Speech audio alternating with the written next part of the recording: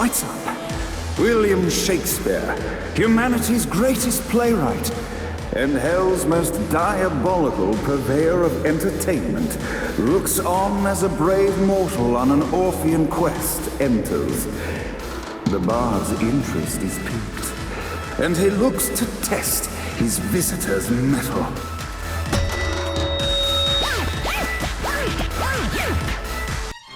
In the land of the living, William Shakespeare is regarded as one of the most prolific playwrights of all time. However, to the denizens of hell, the bard is seen in a far different light. After selling his soul for fame and adoration, Shakespeare served in hell as Satan's spy master general. In doing his duty, Shakespeare would punish the souls he was investigating by forcing them to perform in grotesque passion plays for Satan's amusement. But in a Twelfth Night-esque twist, Shakespeare found himself living a double life. While he projected an image of cruelty, his heart was as soft as Jezebel's. In secret, he would tutor her on the classics and act out the works of his mortal days.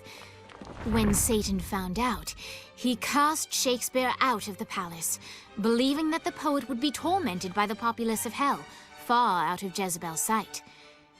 But Satan had not counted on the bard's cunning. Embracing his persona of master torturer, Shakespeare and his followers, the tragedies, took root in the entertainment district, biding their time for revenge. Emboldened by the power of song, Jezebel set out to find the one man that could save her from her impending nuptials. Fortunately for her, Johnny's trail of destruction wasn't too hard to follow.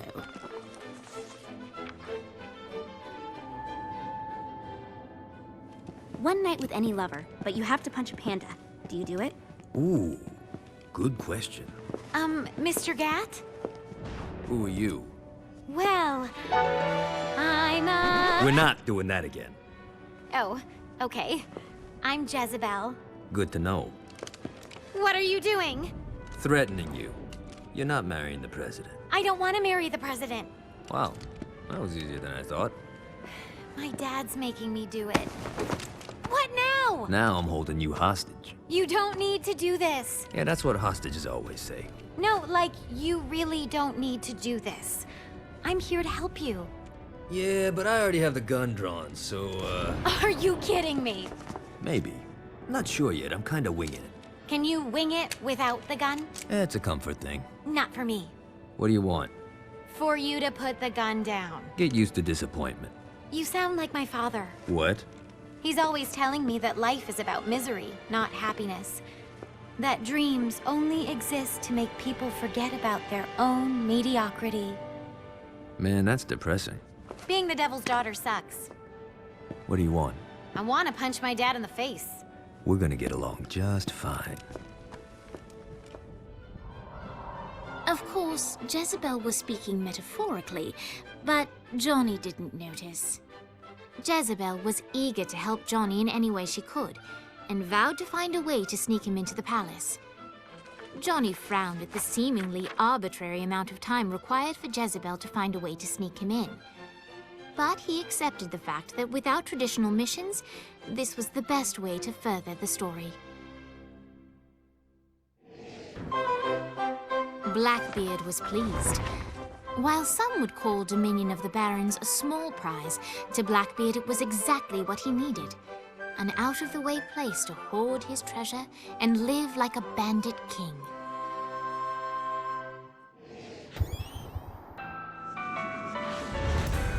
The wheels of the bus go round and round, round and round, round and round. The wheels of the bus go round and round all day long. The horn on the bus goes beep, beep, beep, beep, beep, beep, beep, beep, beep. Johnny led Vlad back to his castle, which since his incarceration became a haven for frat parties and squatters. But the systematic impaling of trespassers would have to wait. Vlad was a man of his word, and was eager to provide intel that could aid in hobbling Satan's armies.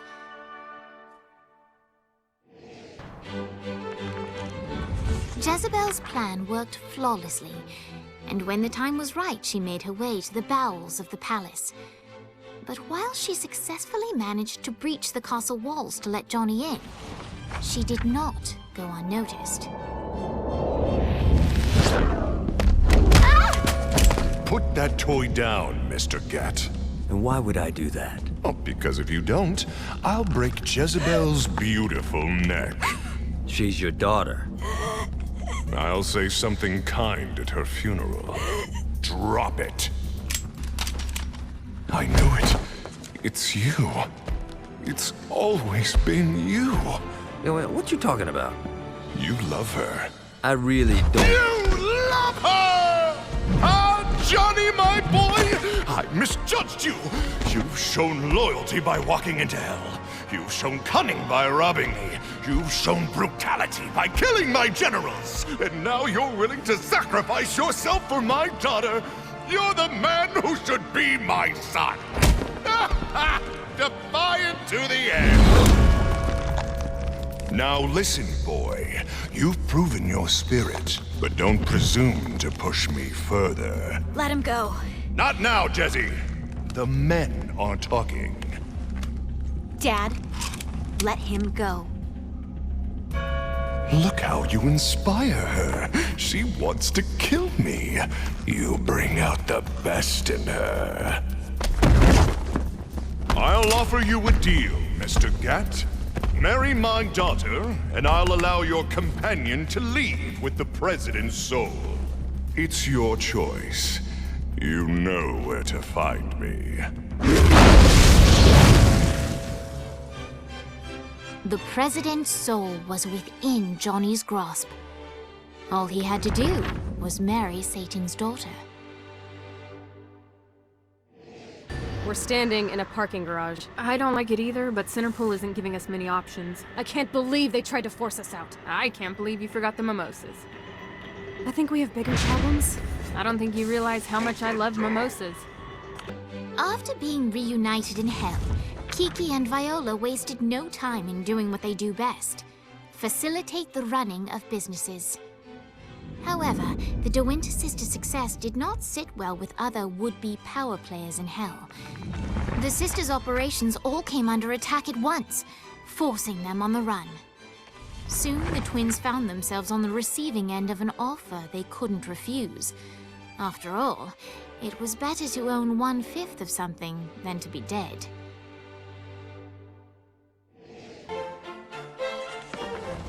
Despite what he told Johnny upon their first meeting in hell, Dane had other motivations for standing against the Prince of Darkness. Upon first arriving in hell, Dane approached Satan with an open hand. However, no matter how much Dane tried to build a working relationship, the devil only begrudgingly extended the lightest of professional courtesy. Dane had no issue working with people, but being treated as a pawn, not as a partner, was beneath him. He was insulted. And for that, Dane would see Satan brought low, and he knew exactly how to do it. With the entertainment district completely under his control, Shakespeare again found himself in the limelight. The denizens of hell reacted in a similar fashion to mortal students throughout America. First they feared him, then they hated him, finally they loved him. Downtown was secured, but the De Winters knew it was only a matter of time before another storm arose. They had no idea how right they were.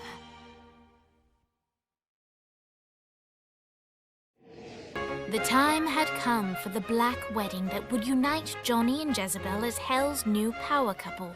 The tabloids were already calling them Johnny Bell, but Johnny had something different in mind. Hey, Satan! You want to get out of here? I can't believe that worked. Occam's razor.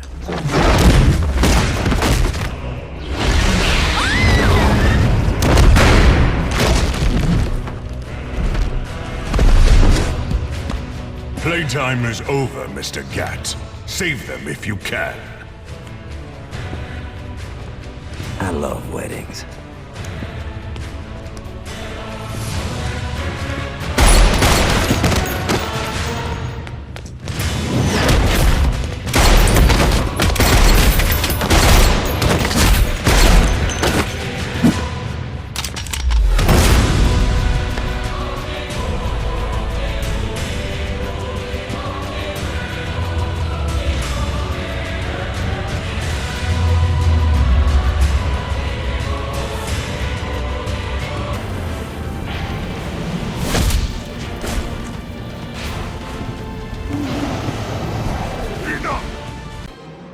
Like that, the battle had ended.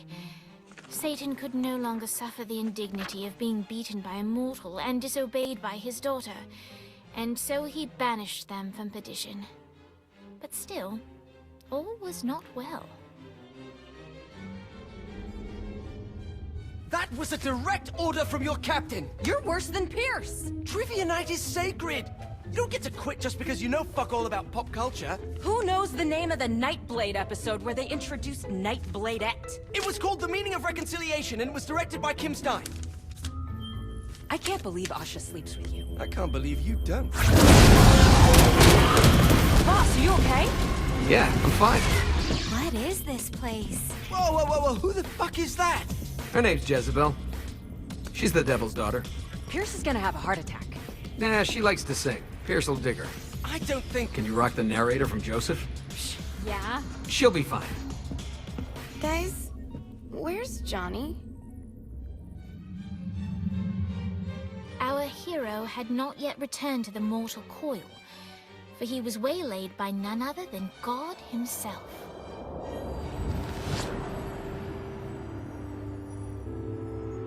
I have a situation.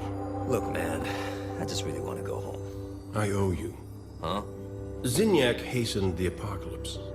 St. Peter's a good guy, bless his heart, but he was processing souls way too slowly. With the destruction of Earth, Satan had the numbers to storm heaven. All he needed was the President of the United States to lead them. What, you think I couldn't do it? No, I think you wouldn't do it. Aisha's up here. I want to see her. Slow down, buddy. I said that I owe you, and I'll make good on that. But I want you to know your options. And now you, dear reader, shape the tale. If you want to see Johnny reunited with the love of his life, turn to page 31. As much as he loved Aisha, Johnny couldn't abandon his friends and the rest of humanity. There it is. The planet itself looks perfect. Oxygen base, lush forests, clean water, fertile soil. What's the catch? It appears to be inhabited by a psychotic warlike race. This is going to be our toughest fight yet. Thank you, God.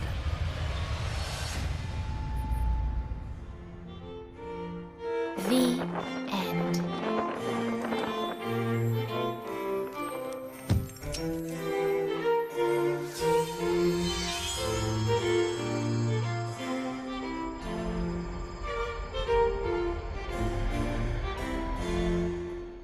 The alliance that Johnny brought together had far-reaching effects throughout the afterlife.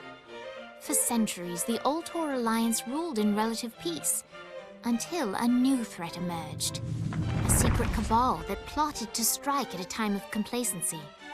The war was long and tumultuous, but in the end, the Ultor Alliance prevailed. So what then became of those who aided Gat? Dane's partnership with Johnny changed him more than he knew. When William Sharp abducted Kiki, Dane risked his life to save her. The two got married soon after. Naturally, an ironclad prenup was agreed to. Sharp is now their pool boy. Vlad's castle was returned to its former terrifying glory. Kilbane's screams echo throughout the shantytown, a permanent reminder of what comes to those who question Vlad's dominion. Blackbeard now sails across the sky on the Queen Anne's revenge, searching for any others who would threaten the Alliance's control and pressing them into service. Shakespeare's considerable fame only skyrocketed when he unveiled his latest opus, the live burial, exhumation, and reburial of Shogo Akuji. The critics and audiences loved it. Shogo, not so much. people kept on tormenting Dex. The payback was well overdue. But Viola looked not for power or revenge. The deal she sought was of a different nature. Ever a realist, Viola knew there was no way to barter her way past the pearly gates, but she was quite confident she could reach a different arrangement with God. An annual conference between representatives of heaven and hell. It's really just an excuse for them to play volleyball.